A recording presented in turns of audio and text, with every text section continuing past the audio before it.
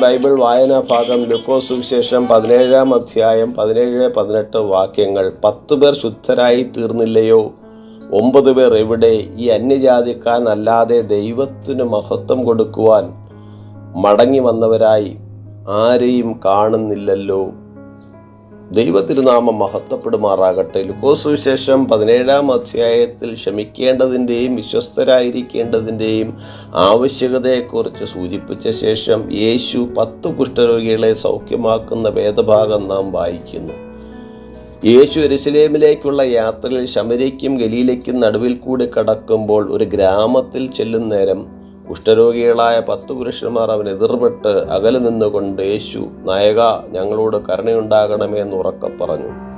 യേശു അവരോട് പറഞ്ഞത്, പോയി പുരോഹിതന്മാർക്ക് നിങ്ങളെ തന്നെ കാണിക്കുവിനെന്നാണ്.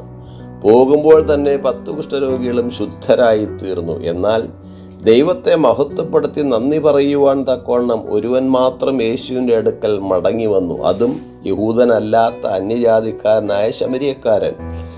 ഈ മനുഷ്യന് തന്നെ യഥാർത്ഥ വിശ്വാസം ഉണ്ടായിരുന്നു എന്നതിൻ്റെ തെളിവായി യേശു ചൂണ്ടിക്കാണിക്കുന്നത് ആ നന്ദിയുള്ള ഹൃദയമാണ്. ഈ കുഷ്ഠരോഗിയെപ്പോലെ ഗുരുതരമായ ചില വിഷയങ്ങൾ പലരുടെയും ജീവിതത്തിൽ അനുഭവിച്ചിരിക്കാം. രോഗാവസ്ഥകൾ, കുടുംബബന്ധങ്ങളിലെ തകരാറുകൾ, സാമ്പത്തികമായ വിഷയങ്ങൾ തുടങ്ങിയവ. പ്രാർത്ഥനയ്ക്ക് ഉത്തരമായി കരുണാമയനായ ദൈവം അവരോട് കൃപ കാട്ടുകയും അവരെ യഥാസ്ഥാനപ്പെടുത്തുകയും ചെയ്യുന്നു. എന്തായിരിക്കും അവരുടെ പ്രതികരണം? കർത്താവ് ആഗ്രഹിക്കുന്നത് യഥാർത്ഥ വിശ്വാസം പ്രകടിപ്പിക്കുന്ന അവനോടുള്ള നന്ദിയും കൃതജ്ഞതയുമാണ്. തന്നോട് നന്ദി പറയാത്ത 9 പേരുടെയും സൗഖ്യം യേശു തടഞ്ഞില്ലെങ്കിലും അവരുടെ നന്ദിയില്ലായ്മയെ കർത്താവ് ശ്രദ്ധിച്ചു.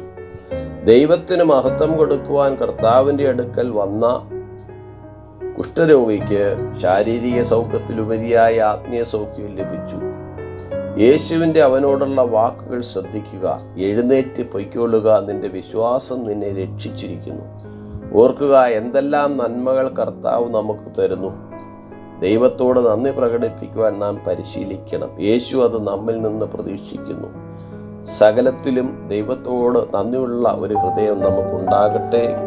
ഈ വചനങ്ങളാൽ ദൈവം നമ്മെ ഇവരെയും അനുഗ്രഹിക്കും.